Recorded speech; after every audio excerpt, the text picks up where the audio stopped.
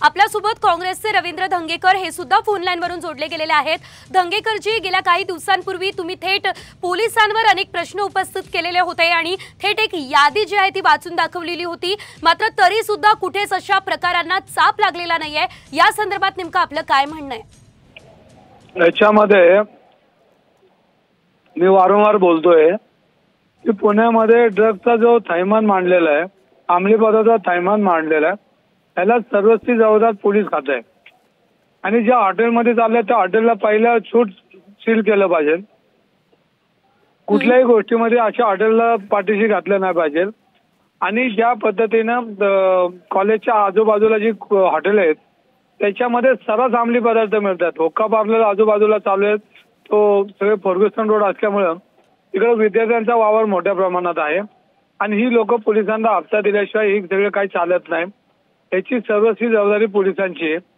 जे शंभूराज देसाई इतक्यात पुढे येऊन बोलत होते की मी दंगेकरांना हक्कभंग करेन, ते माझं नाव घेतात, पण आता त्यांनी हक्कभंग करण्यापेक्षा पुण्यामध्ये चाललेले अंमली पदार्थ थैमान हे जर थांबवतं खऱ्या अर्थानं माझा हक्कभंग केल्यासारखं होईल। आणि ज्या हॉटेल आहे त्या आजच्या ताबडतोब पोलिसांनी त्याला सील केलं पाहिजे।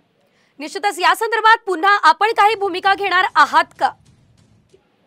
हॅलो, याच्यामध्ये मी आता माहिती अजून पूर्णपणे हाती आली नाहीये, पण याच्यामध्ये जे राजपूत नावाचे अधिकारी आहेत त्यांचे अजून डोळे काय उघडत नाहीये। पैसे खाण्याच्या नादात, हप्ते खाण्याच्या नादात त्यांना त्यांच्या कर्तव्याचा विसर पडलेला दिसतोय। आणि हे सगळं मंत्र्यांपर्यंत जाणारा हप्ता हा जर थांबवला नाही तर याच्यापेक्षा भयंकर परिस्थिती पुणे शहरात येईल। निश्चितच धन्यवाद धंगेकरजी, तुम्ही आमच्यासोबत बातचीत केली त्यासाठी। तर नामांकित हॉटेलमध्ये ड्रग्स पार्टी सुरू असल्याचं आपण बघतोय आणि ही साम टीव्हीची एक्सक्लुझिव्ह दृश्य आहेत। पुण्यातील हॉटेलमध्ये सर्रासपणे ड्रग्सची विक्री केली जाते। हॉटेलच्या बाथरूम मध्ये ड्रग्स घेताना तरुण आढळलेले आहेत। अल्पवयीन तरुणांना दारू देखील दिली जाते। पुण्यातल्या FC रोडवरील हा धक्कादायक प्रकार आहे। सोशल मीडियात व्हिडिओ देखील या संदर्भातला व्हायरल झालाय। अधिकचे अपडेट आपण घेऊयात आमचे प्रतिनिधी अक्षय बेडवे यांच्याकडून। अक्षय, आपण आता बघितलेलं आहे विरोधकांची नेमकी काय भूमिका आहे ते देखील आपण जाणून घेतलेलं आहे, मात्र पुण्यात घडतंय काय हा मोठा प्रश्न आहे। सविस्तर अपडेट।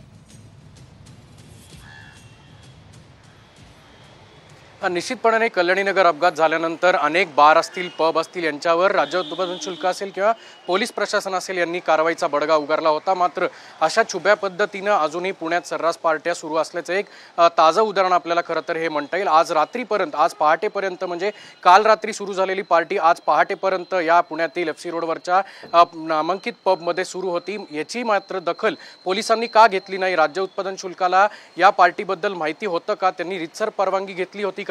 किती मुलं याच्यात अल्पवयीन होते? त्यांना दारू जी आहे, मद्य जे आहे, त्यांना लायसन्स होतं का? या सगळ्या अनेक गोष्टी ज्या आहेत त्या आता तपासातून समोर येतील। मात्र अद्यापर्यंत या संपूर्ण घटनेवर पोलिसांनी सुमोटो असेल किंवा कुठल्याही तक्रारदारांनी तक्रार केल्या नसल्यामुळे पोलीस आता पुढची नेमकी कारवाई काय करतात हे पाहणं महत्त्वाचं असेल। मात्र अत्यंत धक्कादायक घटना मानावी लागेल, कारण की पुण्यातील एका नामांकित रस्त्यावर म्हणजे फर्ग्युसन कॉलेजचा रस्ता जो आहे तो तरुणाईसाठी एक मोठा अट्रॅक्शनचा स्पॉट असतो आणि याच ठिकाणी असलेल्या एका नामांकित लाऊंजमध्ये हा सगळा प्रकार घडल्यामुळे एकच खळबळ उडाली आहे। निश्चितच धन्यवाद अक्षय दिलेल्या सर्व अपडेटसाठी।